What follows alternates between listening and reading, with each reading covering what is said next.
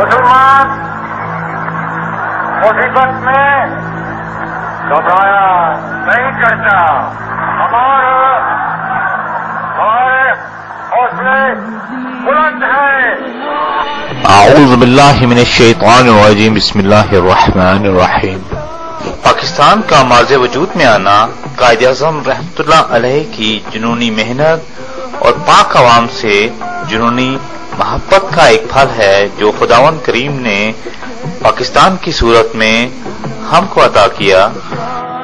اگر ہم قیام پاکستان کی تاریخ کو دیکھیں تو قائد اعظم کی ایک محنت اور ایک محبت کا جنون نظر آتا ہے، لیکن تصویر کی دوسری طرف آپ کو ایک اور جنون نظر آئے گا.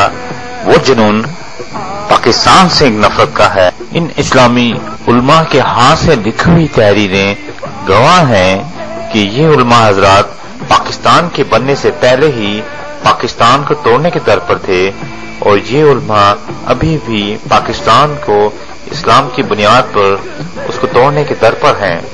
اس ویڈیو کو آپ دیکھیں اور خود فیصلہ کریں کہ یہ اسلامی علماء پاکستان کو کہاں لے کے جا رہے ہیں اور قائد اعظم محمد علی جناح رحمۃ اللہ علیہ پاکستان کو کہاں دیکھنا چاہتے تھے. آپ حضرات ملاحظہ فرمائیں کہ دیوبندی علماء قائد اعظم محمد علی جناح رحمۃ اللہ علیہ کو کس نام سے پکارتے تھے. انہوں نے بہت زیادہ کیا. غافر اعظم بھی کہا تھا ان کو. یہی اصل بات ہے کیونکہ قائد اعظم کی مخالفت جو دیوبندی علماء تھے انہوں نے بہت زیادہ کی. لیکن مودودی صاحب اپنی ایک مشہور کتاب مسلمان اور موجودہ سیاسی کشمکش میں اپنے تاثرات کو اس طرح بیان فرماتے ہیں. کروں گا کہ پاکستان کے متعلق مودودی صاحب نے اسی کتاب کے صفحہ 78 پہ کیا کہا. آپ کے اس پاکستان میں نظام حکومت کی اساس خدا کی حاکمیت پہ رکھی جائے گی یا مغربی نظریہ جمہوریت کے مطابق.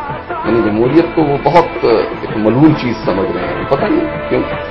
عوام کی حاکمیت پر کوشچن مارک. اگر پہلی صورت ہے تو یقیناً یہ پاکستان ہوگا، ورنہ بصورت دیگر یہ ویسا ہی ناپاکستان ہوگا.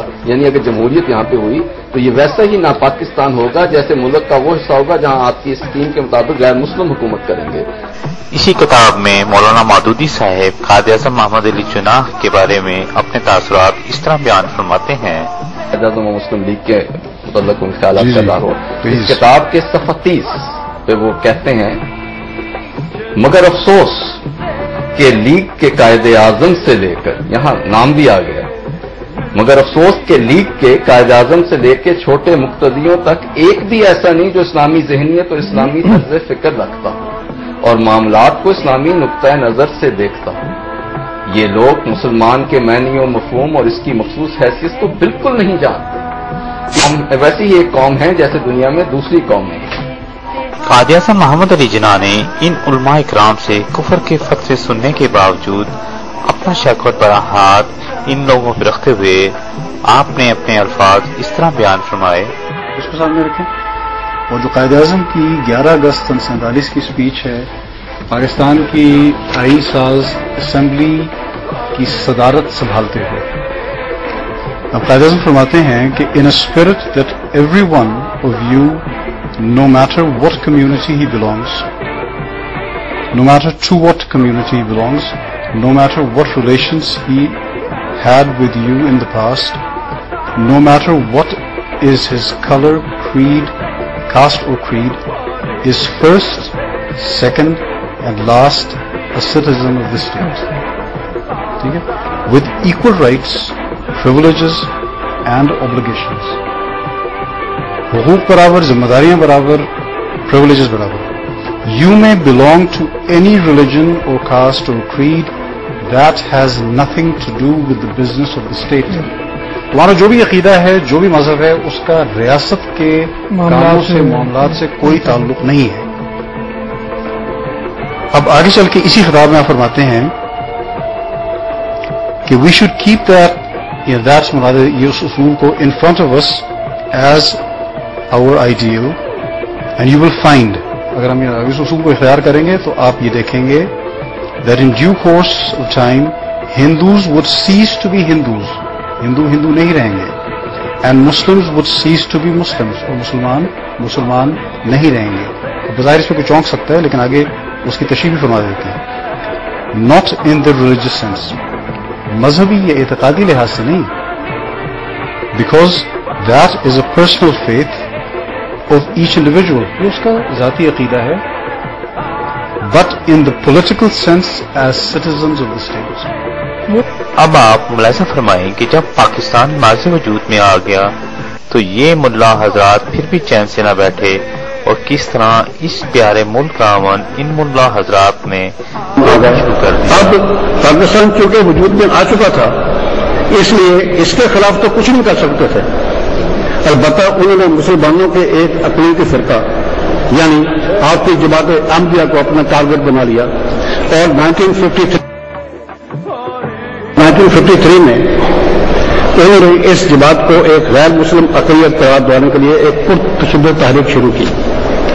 جب ان علماء نے قائد اعظم کے روشن اصولوں کی کھلی خلاف ورزی کی تو بعد میں بے شرم ہو کر اس پر اس طرح جھوٹ بولا. ملک میں 1974 میں جو فیصلہ ہوا قادیانیوں کے غیر مسلم اقلیت قرار پانے کا، وہ واقعہ یہ ہے کہ بہت ہی مبارک فیصلہ تھا. اس کے لیے تحریک جو اٹھی وہ بھی بہت ہی عمدہ تھی، بہت پرامن تھی، بہت منظم تھی. ڈاکٹر اسرار صاحب کا یہ کہنا کہ ختم نبوت کی تحریک بہت امن تھی، جبکہ حقیقت اور سچائی منیر رپورٹ میں اس طرح بیان کی گئی ہے. ہم نے دیکھا کہ کس طرح 1953 کے اینٹی قادیانی فسادات میں کئی احمدی مارے گئے، ان کے گھر جلائے گئے، ان کے بچوں کو زندہ آگ میں پھینکا گیا. یہ ملا کس قدر جہل تھے اس کا ثبوت ہمیں جسٹس منیر اور جسٹس ایم آر کینی پر مشتمل کمیشن کی اس رپورٹ سے مل جاتا ہے. کیا قائد اعظم محمد علی جناح پاکستان میں ایسا مولویوں کا نظام عدل چاہتے تھے؟ میں نے کہا تھا نا، جیسے کہ میں نے مسٹر کول سے کہا تھا، non Muslim will be protected minority, they will not be equal citizen. If you wish to call it you can call it second rate citizens. I don't object. Highest levels of policy making, whether in civil area or military domain, اس پر کوئی غیر مسلم نہیں جائے. کیا الگ صاحب کے زمانے میں ہوا تھا، پتہ نہیں عمل صحیح ہوتا تھا کہ نہیں، کہ فوج میں ایک خاص عہدے تک جا سکتا تھا قادیانی، اس سے اوپر نہیں. لیکن قائد اعظم محمد علی جناح وہ تو پاکستان میں اس قسم کا نظام عدل چاہتے تھے.